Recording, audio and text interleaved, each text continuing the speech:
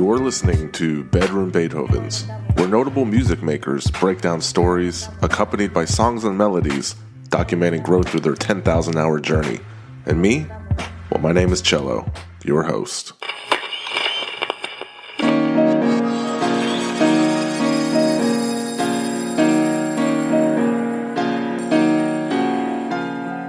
I am a bedroom Beethoven. Welcome, people of Earth, to episode 157 of the podcast.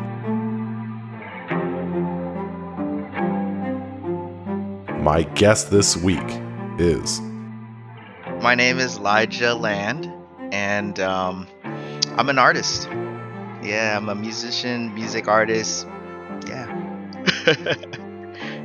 Caught you gazing my way, dancing, a smile on her legs. In Mexico, oh, I left my heart in Mexico. Whoa, with someone I didn't even know.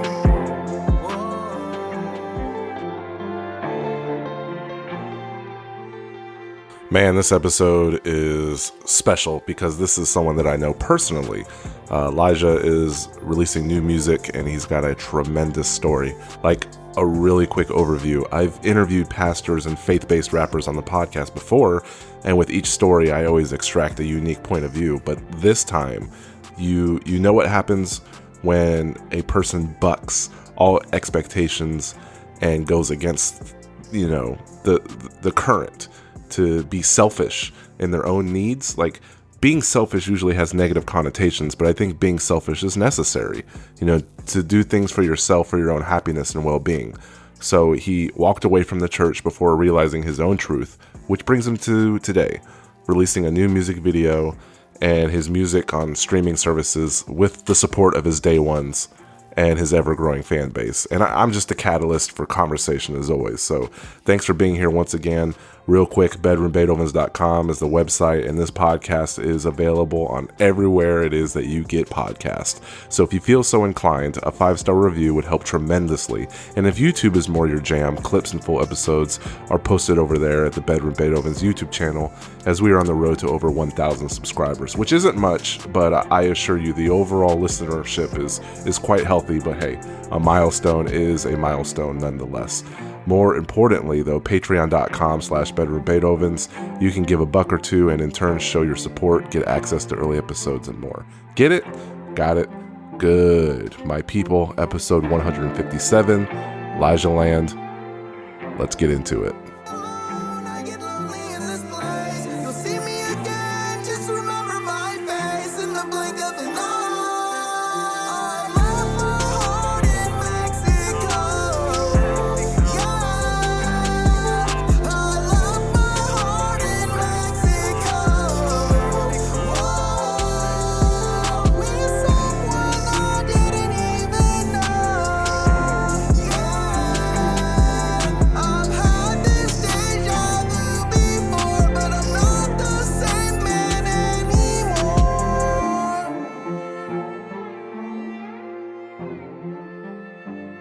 And we've known each other for a long time. I think we've known each other since what, 4th grade? 5th grade? Not that Sixth far grade? back. Yeah, it was. Yeah. All right, there we go. 6th grade. And what's funny is so first off, we recently talked on the phone for the first time in a long time, like half a decade, maybe years, maybe longer. Yeah. But it was like we picked up where we left off, like no time had really passed between us. And I think that's a strong sign of friendship, Yeah, actually, I was just talking to a buddy of mine about the same thing, but he doesn't believe the same way that you do. Like, I'm always the person that my mindset is, you know, however my friends are and the love that I have for them, like, it doesn't matter if we don't talk for, man, years. Like, some of my really close friends, just because we get busy, like sometimes we really don't talk for a while, but then once we get back together, like just that phone call or whenever they come visit or I go visit them, it just automatically it's everything's just back. Yeah, well, the way I think about it is I do feel like I failed as a friend because a good friend can give you confidence and boost you up, but they can also call you out on your shit. And if you do call your friend out, I think if you do call your friend out, you should do it in a way that doesn't push them away. And I feel like our last interaction, I might have pushed you away, and we lost some valuable time between us. Man, it's all under the bridge, baby. Like everything's good, and to be honest with you, I don't think it was like your fault. I think if I should have, I should have reached out earlier for sure, but I'm really glad that honestly, man, like your podcast is amazing, bro. I've been going through all these and listening to everything, and it's kind of crazy how like I can go through just the older podcasts from when you started and hear some of the people that were like around the Fort Hood area, Killeen area, whatever, and just like some of the people that you interviewed. I'm like, oh, I heard about that guy like back in the day, but I never really got a chance, especially the way that I was raised, to even like dive into that type of music or any of this Yeah, stuff. because for people who don't know, like we grew up in Central Texas, Korean black household, restaurateurs. Yeah, Your dad is Blasians, baby. Blasian. Your dad was involved in ministry, and they were restaurant owners, and so music's probably not getting played around the house, especially rap music. Yeah. It's kind of funny, but yeah, growing up, man, like I really wasn't able to listen to anything other than gospel. And we could listen to classical, but that was because my brother played the piano, and he played like all, I mean, he's really, really good. He started teaching piano at like 12. And so I used to always sit back and listen to him play Beethoven, Bach, like all these, these great classical pieces.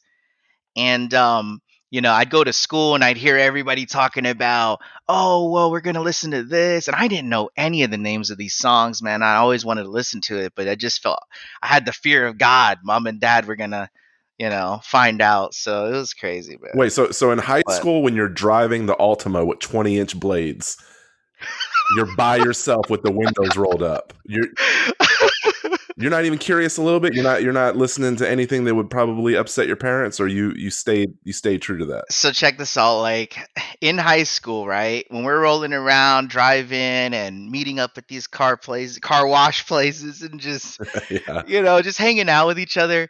I don't know if you noticed this, but I always played like techno and trance type music. right.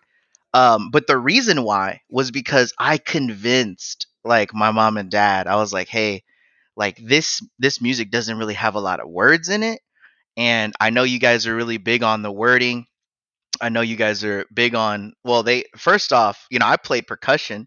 So it was like they told me, they were like, "Hey, you're not going to really be able to play that in the churches that we go to, because most of the churches we went to, they didn't play the drums." So it was like one of those things where I had to really convince them, man, but they let me listen to techno.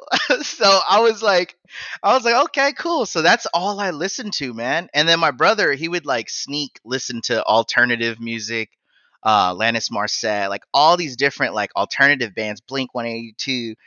And so I got to kind of listen to that a little bit and techno, and I always wanted to listen to rap, man. I just never I just couldn't, man. Like it was one of those things where I was not only scared from my parents, but from the churches that we went to. They used to always say, like, this is the devil's music. All they talk about is drugs, girls, and cars, this and that. And it was just, yeah, I was scared. That's crazy because so like I've interviewed a lot of people, and I got to say what when I got reintroduced to you after so many years, I'm searching the internet and I come across this video, and it's hard to say this and get the message across, but it was passion.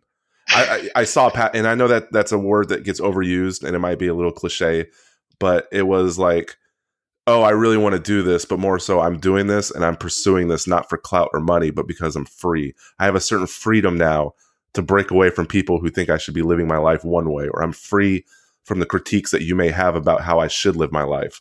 I'm going to rap. I'm going to do it with passion and freedom and intent. And I've known the Lyjah that helped out at his mom's restaurant. I've known the Lyjah who lived on Mallard Lane with the 20-inch blades. I've known the graphic designer, the pastor, the real estate agent. But this next phase, man, is where I saw the conviction. Not that you didn't believe the sermons you were giving at the time, but that 7-minute video that you posted about not sleeping and grinding in the studio, that was inspiring before I even heard one note of your music. Man, that video was hard to post for me because, to be honest with you, like it, I've been struggling internally with all of this, and some of the reasons being is because I know where I am now. I know who I am. I know what I'm supposed to do. But the problem is, like, most of the people that have known me for years, especially when I was a pastor, listening to my music, or just the fact that I came out and said, "Hey, I'm going to be a rapper." Like, I knew it was going to shock people, but here's the thing, like, I love the people that I've come in contact with. I've loved my church, and all the church members and all the teenagers that I've helped and reached over all the years. So it was like, on one hand, I get that you can be in church and you can serve God and you can enjoy those things and you can still do this, but like I didn't believe it myself before. Like I always thought it was different. I was always like under the impression and told, and just from, like I said, the church movement and the groups that I was raised in, that it was a separate thing. Like, you only listened to gospel, you didn't listen to anything else. And if you did, it was like you were shunned. So, it was a tough video, man. It was really, really tough for me. I don't even think people realized it. I'm kind of surprised though that you saw that from there. But yeah, I was just speaking the truth, man. Let me back up. You told me that when you found rap, it was the same profound experience than when your dad introduced you to the Word of God, and it was a pivotal moment. But was it? Like, were you just kind of making your dad proud and kind of going with that and not embracing who you wanted to be because you were afraid of what you were going to lose? So, when I was about 6 or 7 years old, my dad introduced me to Jesus, and by the bedside, I remember praying, and I remember, like, just the moment that I had there. I can't really even describe or like explain what happened to me that day to people. I know for sure that from that day forth, like, it was like God was walking with me, right? When I I get into the booth and I come out for the first time, like, that same feeling that I had, that same experience, it was almost like it was very similar, but I felt free for some reason. So you could be right. I took another chance on life. I took another chance on me. And nobody knows, is this who I'm supposed to be? I see hearts deflating, rising so fast, no me. Strings slipping out of their reach and now it's so lonely. Losing us slowly, patching up the whole me. Staring at these bubbles after asking God to show me. I mean, maybe it was me, just being scared, I guess, of what other people thought, being worried about like what other people were gonna say, and it just changed. Like, it literally just changed in a second, and I was like, you know what? I don't care what people say. I don't care what people think, because this to me is my life. Like, I don't even know why it was so profound. It was like such an eye-opening experience that, like, even a lot of my family was scared, because they were like, what is wrong with you? Like, you've completely changed, like, your whole attitude, everything that you're doing now. You're so motivated with like trying to make music and this and that. They're like, we didn't even know you made music, you know. So it was crazy, Have man. you empowered Larry to be kind of like, man, if my little brother can do this, maybe I can be more like myself? Your parents could get really mad at you next time at Thanksgiving your brother sees your freedom and be like, you know what, mom and dad, I don't want to be a doctor. I want to be a birthday clown. I'm going to follow my passion. And they're going to be like, Elijah, this is all your fault because, you want to rap and be free. And now now everybody wants to do it. And, a lot of people they choose a profession based on what their parents' expectations are or pressure of society. And that's going to be inspiring. Whoever's going to hear your music is going to be inspired. And I didn't want to gloss over the fact on escaping. Escaping might be a harsh word, but like, each church is different, and it's not always going to be what people think it is. Oh, And for sure. I saw an interview with your pastor once where he said, and this is a direct quote, where I saw Timothy chapter 2, verse 2 in a new light. We have a responsibility to train people who can train people. And this is the model that you see with Jesus and his disciples, and what you see with Paul and the men that he trained. It was incredible to see a ministry that isn't just focused on training, but on training men to train. And I thought that was interesting because that's almost like a multi-level marketing thing where you sell Herbalife and you get people under you to sell Herbalife. And, I'm not saying that religion is a pyramid scheme. I attended church for Yeah. 10 years when I was a youth, and I don't recall any importance on the fact that church had a responsibility to put the word of God into me so that I can go tell other people. Back in my day, pastors had a calling to preach, but now it's like, oh, I was lost and now I'm found, and now I need to repay the church by just working. It's almost like they prey on people who have weak minds and feel like they need something bigger to be a part of, you know? Not every church is the same, man. And you're exactly right when it comes to politics. Like there's politics in church. I realized that after becoming a pastor. It's funny because like before I was a pastor, I could see just like what the people saw. Everybody that would come on a regular basis, they sit in the pews, they listen to the preaching, they get some instruction, they get to go to the altar and pray or whatever, make decisions. I mean, there's a lot of great memories and good things that happen in church. But when I was a pastor, I got to see a lot of politics and just things that things that bothered me because of the fact that like I always thought that if God, and I know that God loves me and God loves us, right? But it's like he would want us to let other people know his love. And that should be like the number one forefront. And I just realized that some people don't think that way. And a lot of times, yeah, churches can be a post sometimes for like making money. And it's sad when churches do that because I mean, obviously God wouldn't do that to people. You know what I mean? Like God doesn't want to make money off of people. Jesus came to save the lost and the weak and the sick and the blind and all that. So it's like I don't know. Well, what's funny, and I never told you this, but I remember I think when you first became like an associate pastor, you came at me and you asked me about my faith, and if I went left, you had an answer prepared. I remember you had a McDonald's analogy. Like I don't know, it was weird. Like if I said this, you always had something in your back pocket ready to go.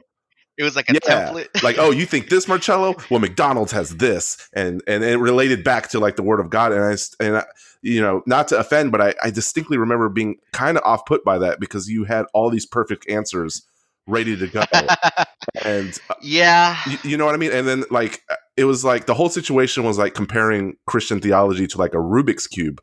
I began to look at the faith and say, man, you could turn this Rubik's cube any particular way and end up with a different understanding. And who can say that understanding is right or that understanding is wrong?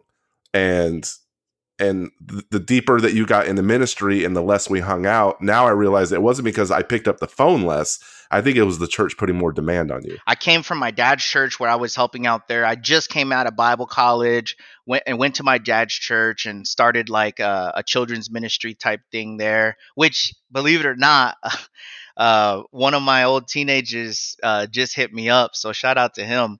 But he's a youth pastor now, and he has like pretty much. He said he has like all the kids that I used to pick up from the neighborhoods there where there were these kids, man, it was crazy. Anyways, that's a whole nother story. So they go to his church and I'm like, man, this is great. I end up going back to my home church that I grew up in. So I was in Cove and I was a brand new pastor there. So I think we had just talked. And to be honest with you, what that comes from, and I can explain it, like you get taught when you go to these Bible colleges, you get taught how to say things when people ask you about God and ask you about the Bible. Now, honestly, man, like I just talk to people. Like I'll use the Bible and I use scripture, but I really try to keep it very organic. You know what I mean? Back then, yeah, it was definitely like, here's the sheet. All right, he said this. Now I have to say this. And looking at that, it's kind of, I mean, you can tell. You can tell when someone's being genuine. You could tell when someone's being fake. And I always just, I guess, struggled with that in some ways. But now, I've just said, you know what, forget all that. Like, I don't care if people get mad at me. I don't care what they think. I'm just going to give them the truth. That's it.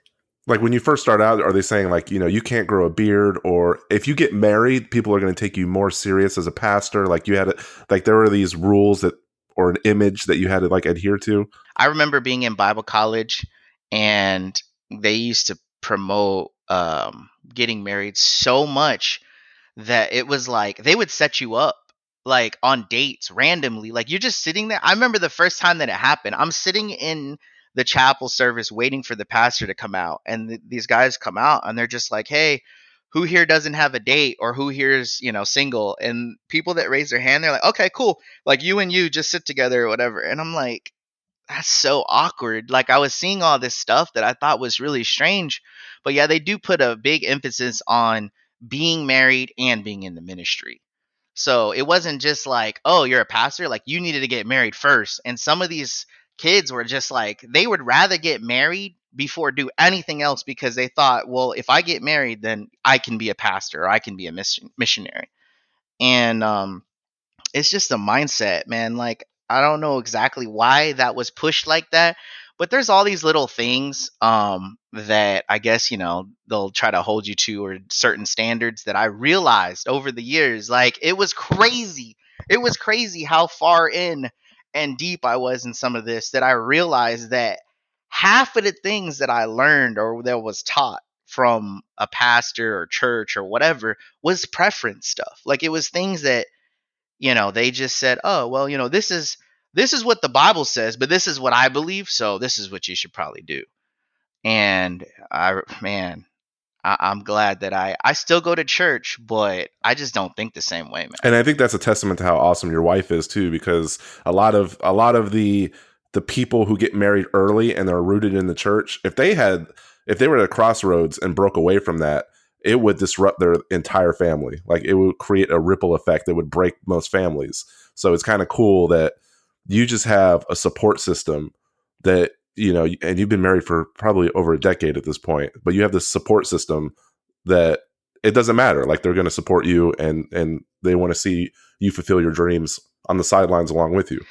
Yeah, I will say this, man. My wife, man, if it wasn't for my wife, I would not be here.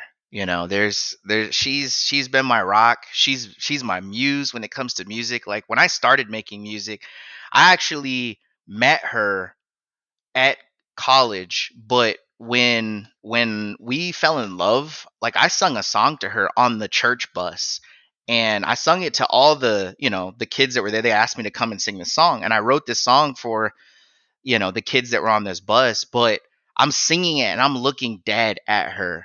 And so from the beginning, it was like she's always been with me. And the whole reason why I started writing music was to stay awake, from driving. I mean, I was working third shift and doing all this, but my wife has always been there. And it's been rough, man. Like, I'll tell you this, like, when you're set in a mindset and you're taught a specific thing that, like I said, it's really a preference. It's not like, oh, well, God, did this. But a lot of times they'll use that and say, oh, well, God wants you to do this, so you need to do it. And you believe it wholeheartedly. So with all your heart, you're like, God told me to do this. But it was some man that told you to do it. And he's using the Bible to kind of like guide you, cattle shoot you into this thing. When you're in that for so long, sometimes you don't even realize that you're being led astray because you're just wholeheartedly like following. And when I came to this realization, like my wife was like, what are you doing? Like we actually went through a lot of fighting, and we went through a lot of just because I was trying to find myself. I was trying to find out who I've never fit in, man. Like I've never fit in anywhere, even when I went to school. Like everybody that was in the school that I went to, when I went to college, they were all like there. They knew they were going to be pastors and all that kind of stuff. I didn't know. I didn't know what really why I was there. I just went because my dad and mom went to that school and they asked me to go, and so I went. Um, so it was I've always been just I've always never really felt like I fit in anywhere. And even when I was pastoring, like I loved the people at my church, and to this day, like they still call me all the time. I'll text a lot of them and see them on Facebook and whatnot. But it's just one of those things where like I went through this whole change, and my wife, she stuck by me, but it was hard. It was really hard for her. But yeah, now it's great, man. It's so good to be free and be able to be with her and know that she supports me in everything that I do. It's awesome because you had no game in high school, but now you're serenading girls on buses. So that's pretty awesome.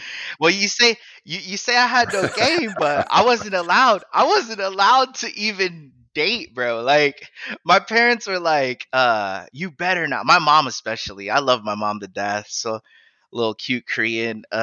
She's like, you can't. She's like, you can't date anyone. This and that. Like with her little That's accent. funny because Koreans So want their daughters to get married immediately.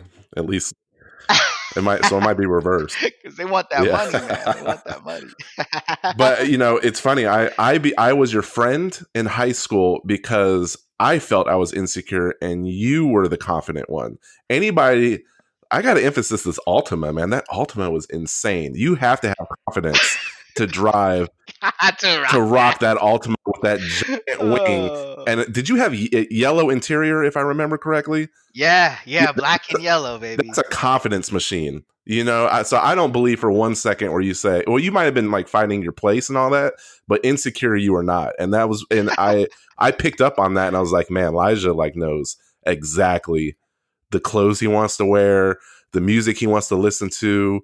You know, I'm gonna come home from school and I'm gonna play computer games, and I'm Counter gonna Strike. I'm gonna do this. I'm gonna work here. I like it just seemed like you had your life together, and me, I was just like trying to figure out who I am. You know, in high school, you know, we're all putting up, you know, German flags and Korean flags in our car, and I'm just like, well, maybe this, you know, this is what they're doing, so I'm going to do this. You know, no German put German flags in their car. I just did it because all the Korean kids did.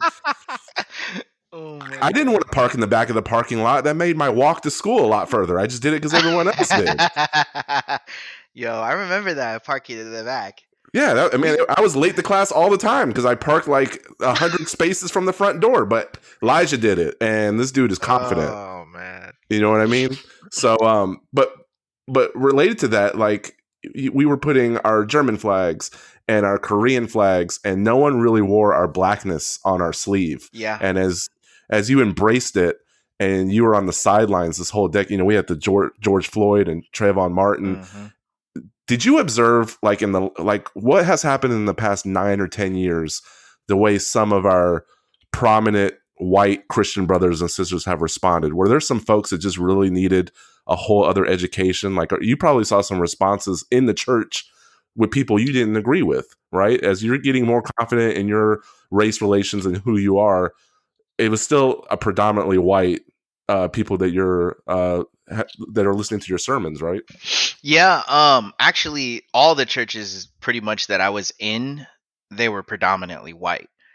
And which, you know, I don't have anything against that. It was just like that's why my sound is so different, you know, because I was raised in white churches. I was raised with no drums. I was raised with piano only. I was raised with hymns, you know. And when all this, like the Black Lives Matter, all these movements start coming out, man, it was really tough, man, because a lot of times on one hand, I would see like the suffering and the pain, but then you'd go to church and you'd hear a sermon and it was just like, you know, all lives matter, which yeah, we get that, you know, totally understand.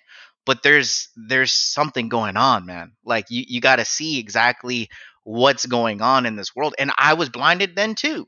And here's the thing, like people are going to listen to this podcast and there's going to be some Christian people, good people, but they're going to listen to it and they're going to automatically be turned off just because of the fact that we've mentioned this. It's almost like you can't mention race in church, especially in like white churches, and talk about oppression of black people just because of the fact that they don't understand it. And then two, it's like, well, the Bible, and it's just like, bro, this is real life stuff. Like, yeah, the Bible's real life, but we're talking current events.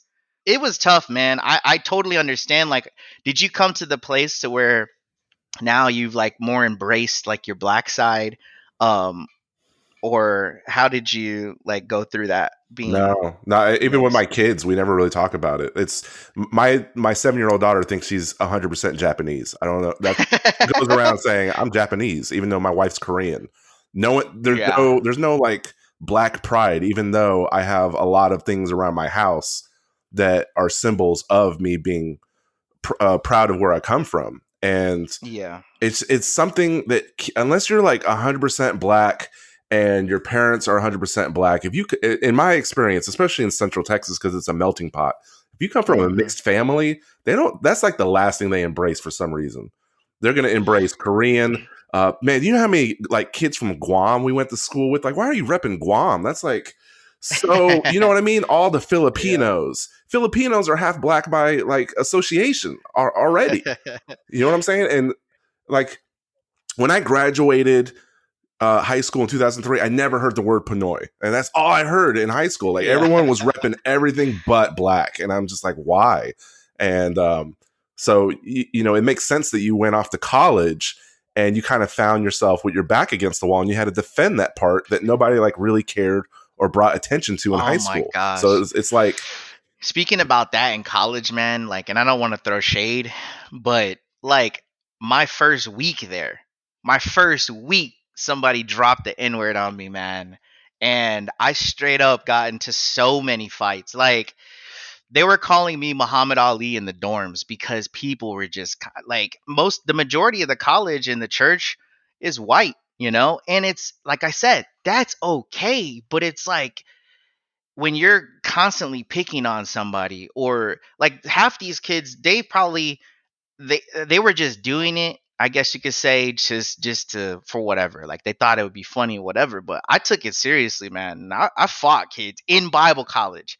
They had me in the office saying, you hear them chanting your name outside, they're calling you Muhammad Ali, why are you fighting? And literally I just said, well, so and so, he called me the N word. Oh, okay. All right. Well, we're gonna drop the thing and just we'll make him apologize. All this, you're good. You're free and clear. And I'm like, dude, like I had never been called that my entire life.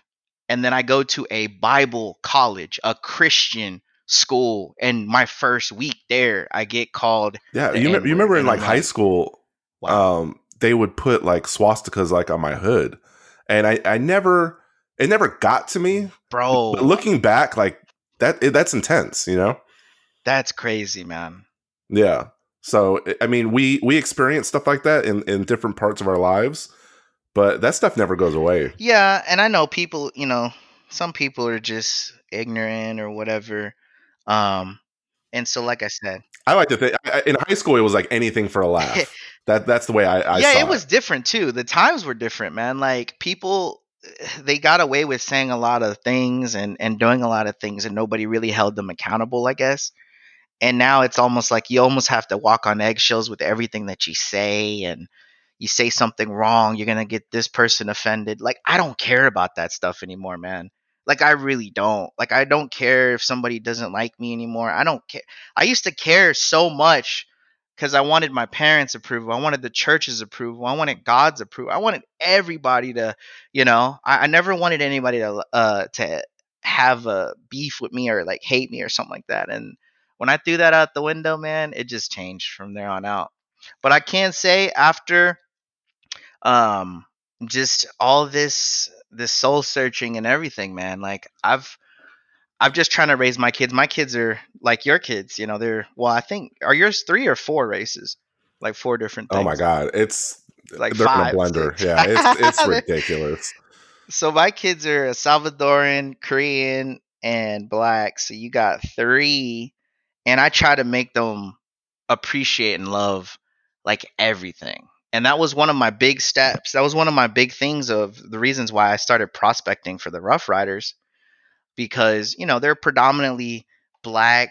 And I loved my manager, like Big Meech. Shout out to him, such a good dude, just down to earth. He kind of grew up in the same household, same thing. Grew up in church, grew up with a bunch of people telling him what to do, and then he came out here and made some waves. And I was like, man, I want this type of family. I want my kids to see, and see the culture and see all these things that I missed out on as a kid. Yeah, I was reading, like, there was a Texas pastor who sued Kanye West last week, because Kanye West Hmm. sampled a sermon for the Donda album. Uh, David Paul Moten says that the artist formerly known as Kanye West used his sermon in the song "Come to Life." And I was thinking, like, why sue? Why are you seeking money? Shouldn't you be happy that your sermon is now heard by millions on a Grammy-nominated album? But that's just, I guess it's just the attitude, man. I don't know. That's crazy, man, because I heard that. I've heard the whole album, heard that song, and I remember hearing like some of those parts, and I was like, "Yo, this is cool that he's collabing." I didn't know, but yeah, that's kind of sad though, because if somebody sampled some of my sermons or something like that, man, I'd be like, "Yes," I'd be posting that stuff That's what I'm thinking. So I don't know if it's the mentality, and the last thing I'm going to ask you about this before we move on to music for is sure. you had when you were an assistant pastor, you had a fellow assistant pastor who was black. Did you find any commonality, or was it still a hush subject? One of the reasons why I left was because that he wasn't being properly taken care of. He wasn't getting paid for being a pastor, and so when I left, that changed. A lot of things changed when I left. Actually, the 5 jobs that I pretty much had, because I was doing so much. And I don't want to get into everything, man, but I was doing a lot at that church, and when I left, they pretty much had to hire people and get people to fill all those positions. And it was like I was so heartbroken because I couldn't tell people why. I couldn't really explain myself, and even to this day, like I don't want to throw shade on the church. I think it's a great church. I think the people there are good. And I love the people to death. It was just I saw some things in the leadership, and I had to But step it was away. hard. It was hard to make a livable wage, though. And what's cool is, like, so when you leave and they have to hire 5 people to fill your spots, they appreciated what you did. It was too late, Yeah. but they were like, "Man, he did the work of 5 men." Yeah, I was already gone, man. And it was so sad too, because like me and my family just literally cried like every day.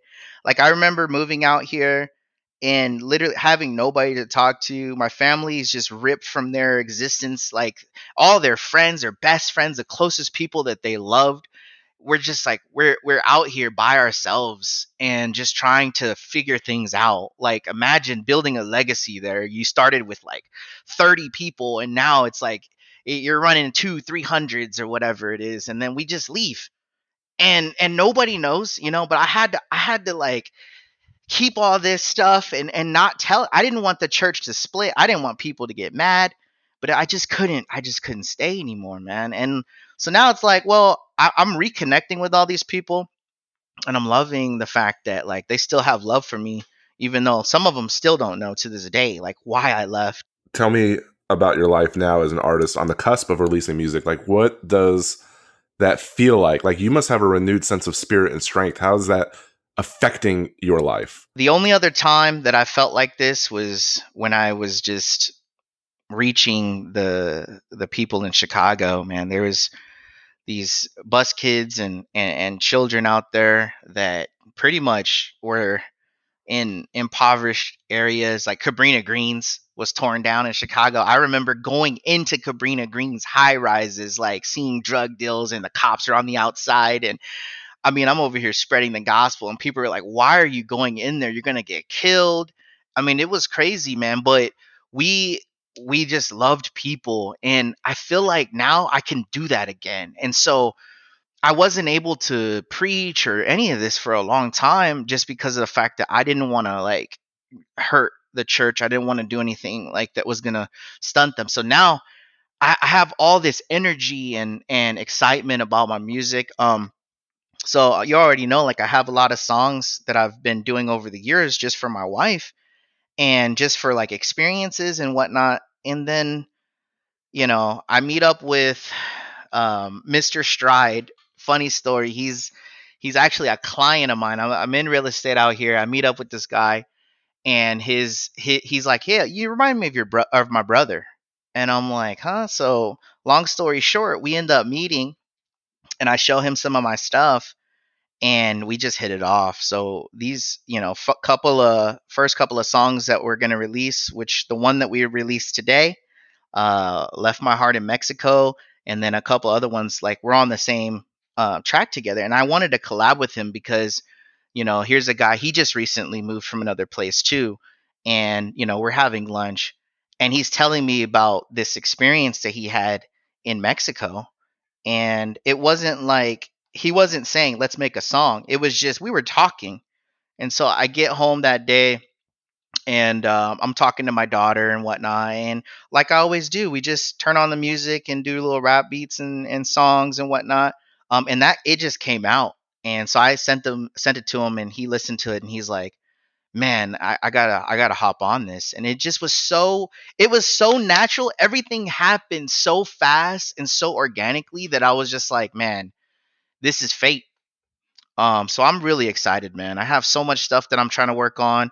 The music video is about to come out. I have all these other singles I'm gonna release. I have albums already in my mind. I'm doing all the art. I have artists that I've contacted with all the different like albums and everything. Even the cover art for Mexico that was done by a local I artist saw here. that, man. That's dope. So And ex-pastor dropping music on Friday the 13th, the devil holiday. I purposely was like, oh, Friday the 13th, that's a cool day. And I was just like, let's do it. Let's go. I mean, honestly, I didn't want to. I had to drop it because so many people kept asking me. Like, everybody's like, oh, you used to be a pastor, now you're a rapper. Like, I want to hear what hear what it is. And so I like to keep people surprised. And I know that when they hear the song, they're going to be like, okay, like it's going to be surprising. And I got to keep them on their toes, Yeah, man. because people are going to be like, oh, well, if he's an ex-pastor, then it's going to be Christian rap. And if it's not Christian rap, it's going to be so anti-Christian rap because he's not a part of the church anymore. And that's not what it's about, man. Like you're crying in the booth, man. It's got to be overwhelming. You have so much to say and so much perception that you have to push up against. It has to be overwhelming. Yeah, I hadn't slept in 4 days, 3 or 4 days. I can't even remember, man. I wasn't even eating that much. I mean, it was like I just didn't have time. It was almost like it was almost like somebody told you, "Hey, like the world's gonna end," and you wholeheartedly believed it. And there was a date set, and now you're just like, I have to get all these things done because the world's gonna end. I mean, it was like that type of desperation, that type of like drive.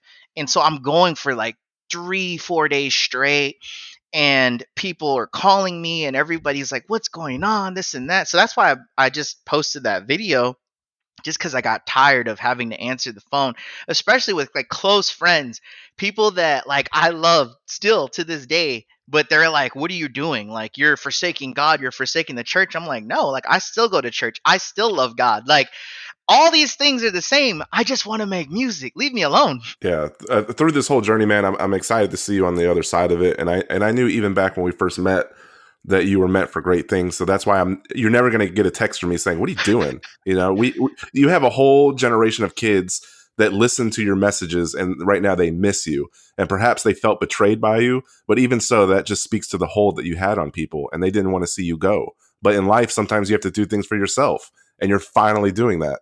So, I mean, I'm proud of you. I'm happy for you. I'm excited to support you from the sidelines, and I'm glad that we could connect and do this. Man, I really appreciate it because everybody that's been in my life, that's loved me, that's helped me along my path, and me, sometimes as a pastor, you're thinking you're helping all these people and you're preaching these sermons and changing people's lives, man. What I realized is those people, like, they shaped me.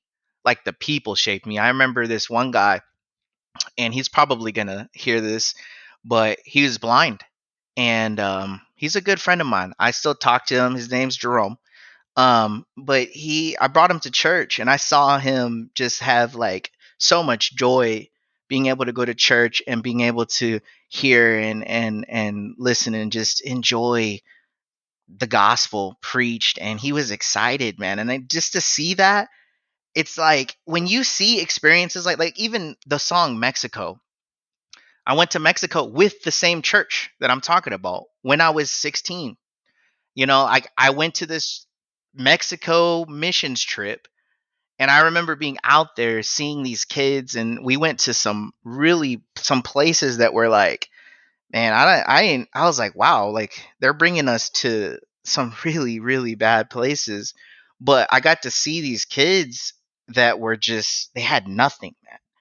And when you see that as a kid yourself, like I remember bringing pencils because we used to. You remember playing pencil pop Oh back in the yeah. day, little Pentec pencils and all that.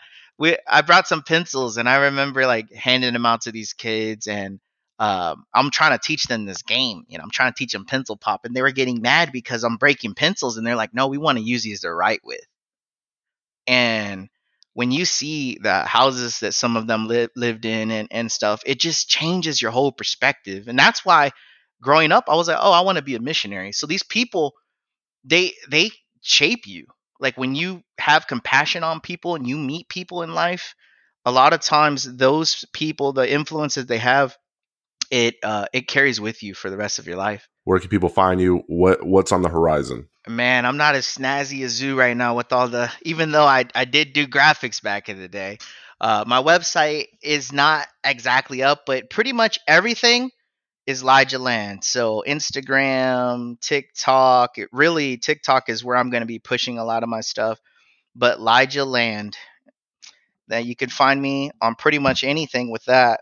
Um, and yeah, this is just the beginning. So I can't wait to see all this other stuff that I'm about to put out and just to see if people vibe with it, man. That's the important thing for me is like, I'm going to be doing this forever because I've always been doing this. Like I said, even when I was in college making songs from the drum line, Brandon Rogers, we used to rap in the little percussion room, all that kind of stuff.